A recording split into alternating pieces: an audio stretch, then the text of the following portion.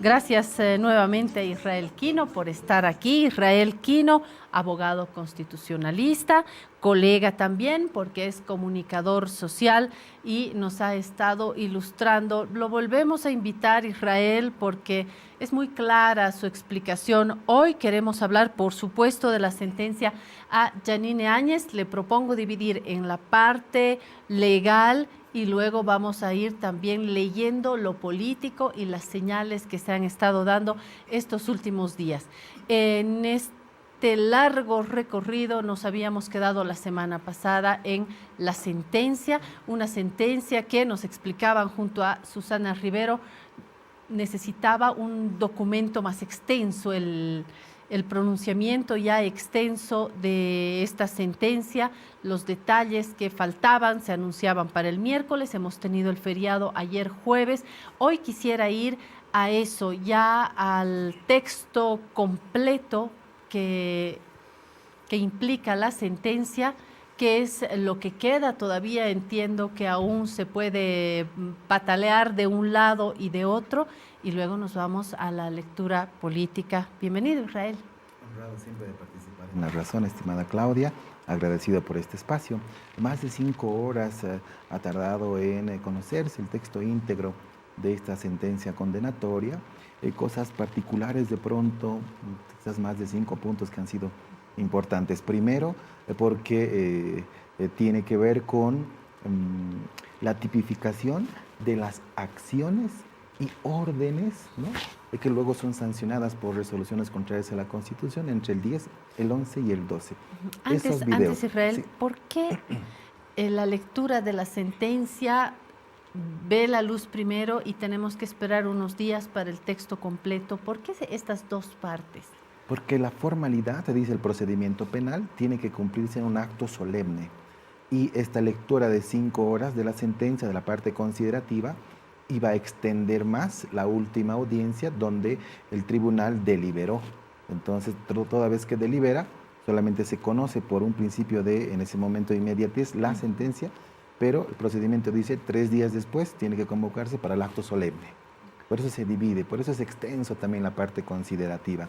Los puntos de resolución son muy cortos en virtud de la tipificación de los delitos, pero los elementos motivantes a esa pena son lo que se ha conocido el pasado miércoles. Y por ejemplo, Claudia, y ahí hay una participación de un medio de comunicación, porque dice el video que se publicó, ¿no?, y menciona un medio de comunicación televisivo, donde sale por redes sociales lo que debió hacer, primero con una declaración en Trinidad, luego lo que manda, y esto tipifica, esto ha condenado el tribunal de sentencia, ordena y tiene una incidencia hacia las Fuerzas Armadas, pero además les dice, van a ser ustedes los responsables, como si fuera la capitana general de las Fuerzas Armadas, la ex senadora Yanine Áñez, y esto es lo que tipifica el tribunal, es decir, ella no tenía esas atribuciones.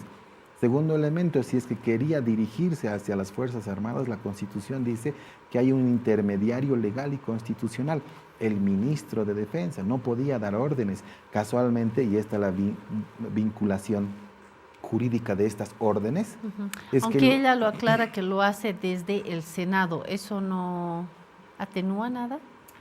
Al contrario, lo agrava, Claudia, porque, y está en la sentencia, dice, la ex senadora Áñez, además de ser legisladora, estar por lo menos 2 periodos constitucionales cumpliendo funciones legislativas, tiene la condición de abogada, no puede desconocer el ordenamiento jurídico, pero además fue asambleísta constituyente, es decir, ella participó de la redacción de la Constitución, pudiendo no desentenderse de lo que disponía el 169. Luego la sentencia, Claudia, dice que si bien la señora Áñez tomó conocimiento, como todo el país, de las renuncias del expresidente Morales y del ex vicepresidente Álvaro García Linera, estas debieron leerse y aceptarse en una sesión de quórum de la Asamblea Legislativa Plurinacional en cuanto al hemiciclo de ambas cámaras. Conociendo esa formalidad que establece la Constitución, tampoco la cumplió.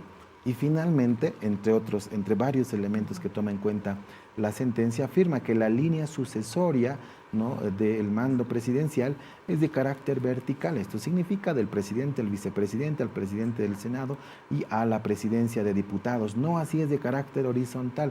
No podían entenderse entre la sucesión presidencial a las directivas camarales. Y utiliza dos palabras claves el tribunal: se quebrantó el orden constitucional. Por ello, la tipificación y la imposición de la pena hacia resoluciones contrarias a la Constitución y la ley. Claudia, lo decíamos casi hace 3 semanas, el delito de resoluciones no es solamente actos, actas, documentos, resoluciones, escritos, decretos supremos, pueden ser también órdenes o acciones.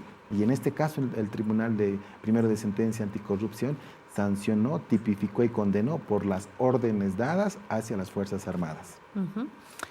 Ahora estamos ya en la etapa regular de presentar de una parte y otra los peros, para decirlo en corto. ¿Cuánto tiempo es y si existen parámetros también para reclamar lo determinado hasta aquí? Sí, lo primero hasta aquí. Lo primero que van a solicitar, Claudia, es la complementación y enmienda de cosas que no han tenido claras en la lectura de la misma. Luego pueden, notificados, porque esta resolución leída tiene que ser notificada formalmente a las 11 partes procesales. Luego de ello tienen hasta 15 días para activar lo que se llama apelación restringida. Ambas partes. Todas las partes que consideren que no están satisfechas con la condena. Seguramente los acusadores particulares que dicen, más la fiscalía, 15 años, el tribunal dice 10 años, no están contentos con 10, van a pedir probablemente ratificarse en los 15. Los condenados que tienen 10, 2, 4 años de pena de privación de libertad van a impugnar esto ante los vocales de las salas penales en La Paz. El fallo de los vocales se llama auto de vista, hay todavía 15 días para la presentación, 10 días para la audiencia. 15 días hábiles, entiendo. Sí, calendario, 10 días para la notificación de la apelación de una de las partes para que conteste la otra parte. Con eso 3 días de remisión al tribunal, luego audiencia, otros 20 días, ahí por lo menos son 50 días solamente formales en el procedimiento para que delibere un fallo los vocales de segunda instancia, que en los hechos pueden ser 6 meses por la carga procesal. Pero por las particularidades de la celeridad que le están dando a este proceso, probablemente sea mucho antes. Este fallo, estamos hablando de, bueno, no 6 meses, pero... cuando menos 2 meses. 2. Mínimamente, ¿no? Mínimo, considerando que le van a dar prioridad exclusiva a este proceso. Luego de este fallo, que se conoce como un auto de vista, Claudia, va a tener, tiene las partes procesales un recurso que se llama recurso de casación, que se presenta en Sucre frente al Tribunal Supremo de Justicia, porque este fallo puede decir 5 años contra la señora Áñez, puede decir 15 años, o puede decir absolución y disponer de la libertad inmediata. Son probabilidades judiciales de valoración del Tribunal de Alzada. Eso no le va a gustar a los acusadores particulares, van a activar el recurso de casación y en Sucre los magistrados pueden decir, no, nos ratificamos en los 10 iniciales, o ratificamos el de 15, o si es absolución, nos mantenemos en otros 10. Tienen esa facultad el Tribunal Supremo de Justicia.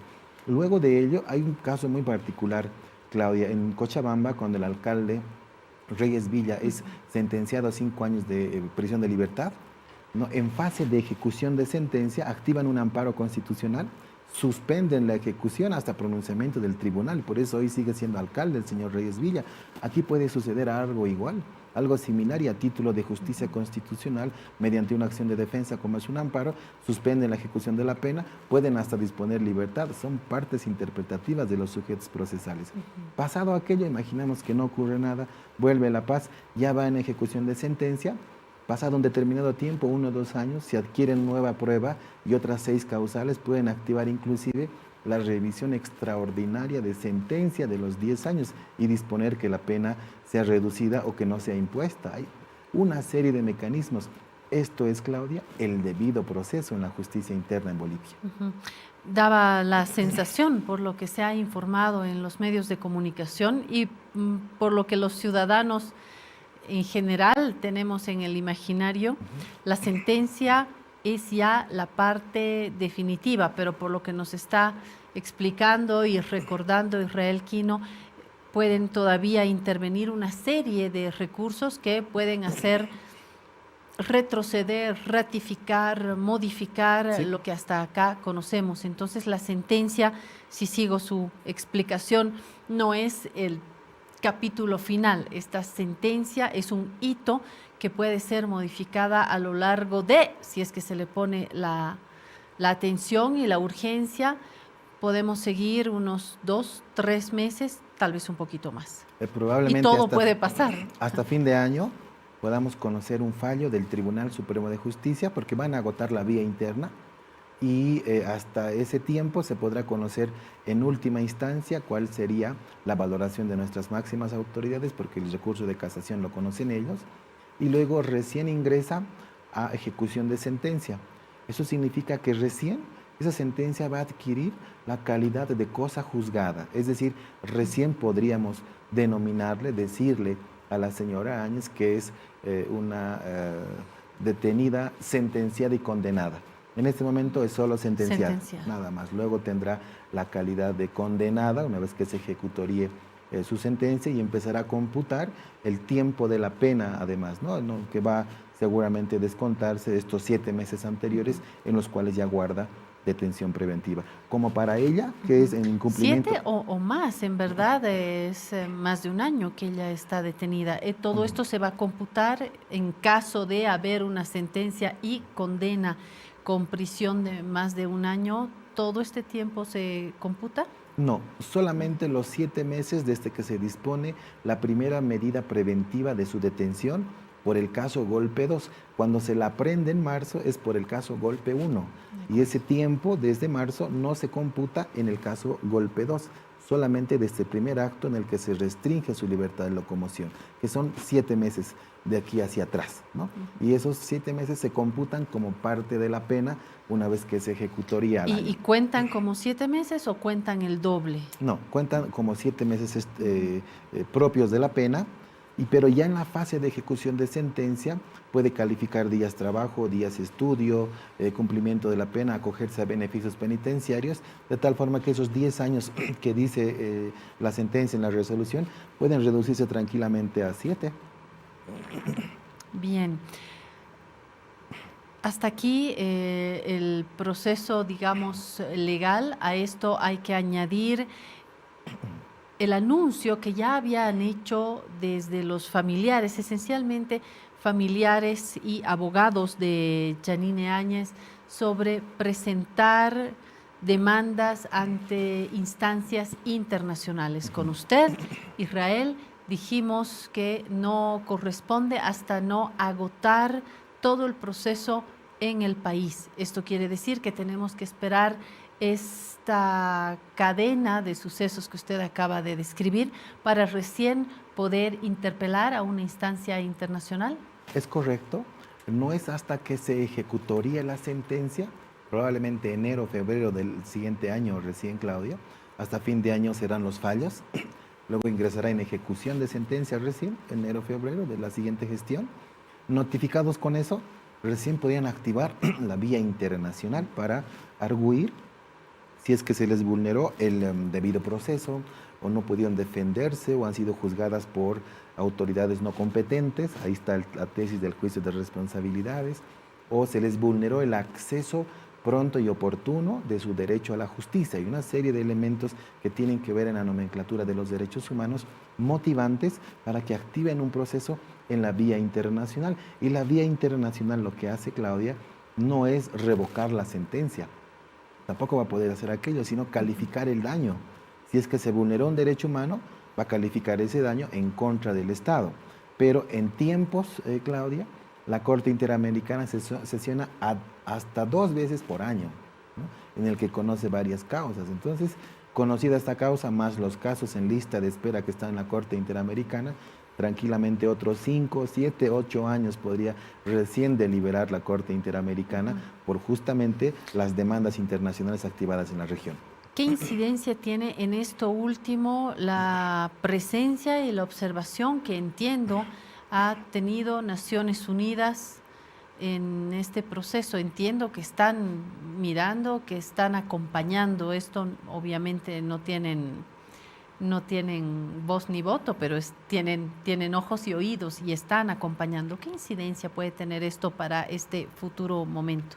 Puede ser motivante porque hay dos instancias internacionales, la CIDH y Naciones Unidas. La señora Rebeca Delgado, cuando es inhabilitada una candidatura en Cochabamba, acude al sistema de Naciones Unidas y gana, ¿no? Y hay quienes acuden al sistema de la OEA vía CIDH. Dos organismos pueden acudir de manera internacional. ¿Se los puede hacer de manera paralela, no, simultánea? No se puede, porque solamente pueden activar una vía internacional en el caso de que sea mayor. ¿Esto es una elección propia de la defensa? Individual. Cada uno puede acudir o a Naciones Unidas o a la CIDH. Es una forma en la que generalmente definen la estrategia jurídica de quien quiera activar la vía internacional. En el caso de Yanine Áñez, ha estado una veeduría, una misión del Alto Comisionado de Naciones Unidas acompañando la fase última del juicio oral, ¿no? Y donde además se ha adelantado que en los siguientes días van a hacer conocer un pronunciamiento en el marco, ¿no?, del debido proceso, si consideraron se le vulneró algún recurso judicial activado o que el tribunal de sentencia actuó al margen de la ley. Pueden emitir un pronunciamiento y recomendaciones, más no generar una decisión revocatoria del fallo que solamente es propio de las autoridades judiciales en Bolivia. Eso es soberanía jurídica, pero pueden omitir observaciones motivantes de un juicio internacional si le son favorables a la señora Yanine Áñez. Sin embargo, si Naciones Unidas, a partir de esta misión, confirma que se le respetó el debido proceso luego de más de 40 recursos jurídicos activados entre acciones, incidentes, excepciones, acciones de defensa, amparo constitucional, acciones de inconstitucional de carácter concreto, complementaciones, recursos de queja, una serie de artificios, inclusive ya al final, que el propio Tribunal Constitucional los considera hasta dilatorios y atentatorios a la seguridad jurídica.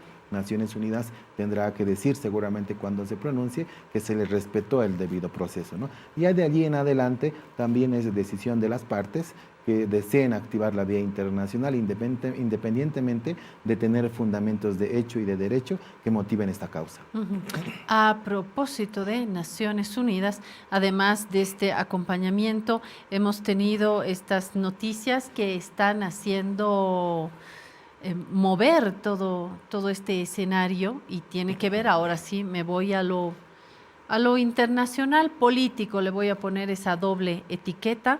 Y es, en primer lugar, declaraciones del expresidente Evo Morales, a quien entrevistamos también en este programa, declaraciones que han sido tomadas por varios medios de comunicación. Se ha subrayado las reuniones de las que habla el expresidente Morales, reuniones con el presidente Arce, reuniones políticas en las que se habría tratado el tipo de juicio contra Yanine Áñez, y de hecho se habló del juicio ordinario o el juicio de responsabilidades. Desde esta declaración de Evo Morales ha habido un revuelo en muchos medios de comunicación, por lo tanto un revuelo también en distintos sectores políticos.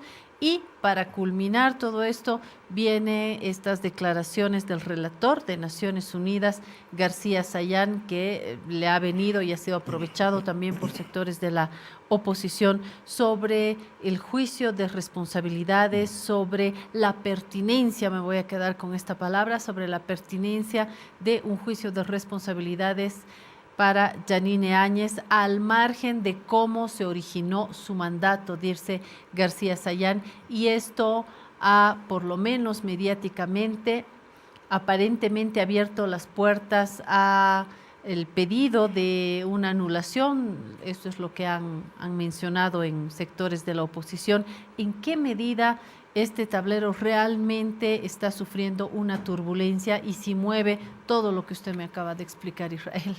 En dos percepciones de las dos afirmaciones que realiza el señor García Sayán, en una tiene razón y en la otra está equivocado. Cuando él afirma, al decir que merece un juicio de responsabilidades todo exgobernante, independientemente de la forma en que llega al poder, tiene razón, pero el fallo conocido la pasada semana, leído este reciente miércoles en su integridad, no toca el ejercicio de las funciones de gobierno de la señora Áñez, sino los actos preparatorios para la toma irregular del poder político, ¿no? Entonces, al decir que merecen juicio de responsabilidades independientemente de la forma, tiene razón, porque cualquier gobernante en el país que haya ejercido la presidencia está sujeto a la ley del juicio de responsabilidades, la ley 044. No así los actos antes a la toma de la presidencia. Segundo elemento. Pero no se puede asumir esta primera etapa como la etapa, si quiere, preparatoria o la que dispara de alguna manera su mandato. No, porque la tesis que se confirma con esta resolución judicial, Claudia, no computa ningún acto de gobierno, ¿no?, sino actos de ex servidores públicos que incumplieron la Constitución y la ley en cuanto a sus prerrogativas y el vínculo a esas decisiones con Fuerzas Armadas, ¿no? Hasta ahí es la tesis de la Fiscalía hecha sentencia judicial. Lo otro, tras que empieza a gobernar, ¿no?, esos actos sí merecen un juicio de responsabilidades, pero requieren aún del pronunciamiento del Tribunal Constitucional, porque el debate ¿cuál es? El juicio de responsabilidades para todo presidente, de acuerdo, pero ¿cuál es la función presidencial? O adquirida por ganar las elecciones generales o adquirida por la sucesión presidencial constitucional. En este caso, ninguno de los dos aplicaría, pero la ley no ha interpretado aquello, no ha dicho independientemente cómo llegue al poder, sino mediante la función presidencial. El Tribunal Constitucional, salvando este elemento de la función presidencial, tendrá que coincidir, Claudia, en que merece un juicio de responsabilidades. Por tanto, deberá juzgarse en la vía de privilegio las muertes de Sacaba y Sencata. El segundo elemento del señor García Sayán, sobre que le preocupa señales de intromisión de la política a la justicia, incurre en un error, porque una señal no es una prueba, ¿no? Lo que en su libertad de expresión pueda haber emitido en un programa de televisión el expresidente Morales, ni siquiera es coincidente con la sentencia. El MAS ha pedido 15 años, Claudia. La justicia le ha puesto un freno, le ha dicho, no, 15 años no corresponden, corresponden 10. Entonces ni siquiera hay un vínculo respecto a la magnitud del pedido, de la pretensión del movimiento al socialismo desde sus instituciones hoy en la estructura del poder político, respecto al caso denominado golpe de Estado 2. De hecho, Carlos Mesa también se ha pronunciado al respecto. El hecho de que Carlos Mesa pida una anulación no se entiende como una presión en la justicia, es una opinión que tiene el actor político, misma opinión que defiende Evo Morales haber puesto sobre la mesa. Sin embargo, el movimiento al socialismo está en el poder y la oposición tiene un poder legislativo, tiene un poder mediático, pero no está en el poder central, digamos. Creo que ahí hay que evaluar también los pesos. Y finalmente me causa también varias interrogantes, cómo se van a ir tejiendo la observación, el papel, el pronunciamiento de García Sayán, el informe que va a presentar el lunes y paralelamente un acompañamiento también de Naciones Unidas en este proceso. Tendrán que mínimamente cruzar sus observaciones, sus interpretaciones para dar una señal al país, ¿no es cierto? Sí, ya en el escenario internacional, cuando se pueda activar un juicio en la vía de Naciones Unidas o de la CIDH, estas declaraciones van a constituir un elemento importante en la valoración de la justicia internacional.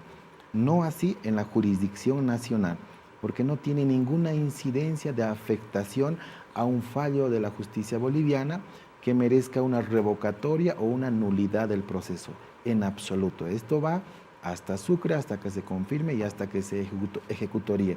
Solamente las autoridades jurisdiccionales en el país, eso es soberanía jurídica, pueden cambiar el destino de esa sentencia. Sin embargo, las declaraciones del relator de Naciones Unidas, García Sayán, el informe que presente el próximo 20 en Ginebra, pueden ser elementos motivantes de fundamentación cuando se active un juicio internacional. Y ya un tribunal colegiado a nivel internacional podrá valorar este elemento, decir que además este relator ha sido invitado por el gobierno boliviano y que identifica estos hechos de vulneratorios al proceso, pueden ser motivantes para que el fallo en la justicia internacional, en su defecto, podría generar alguna resolución en contra del Estado para que repare el daño.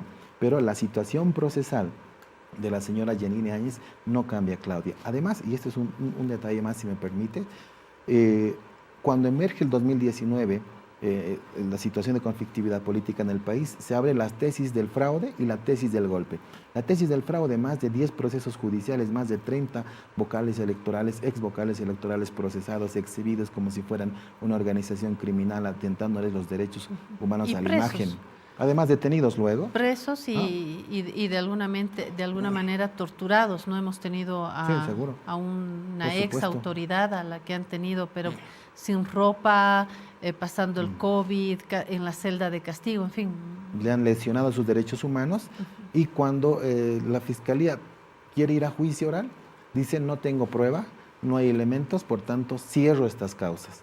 La tesis del fraude electoral no tiene prueba judicial.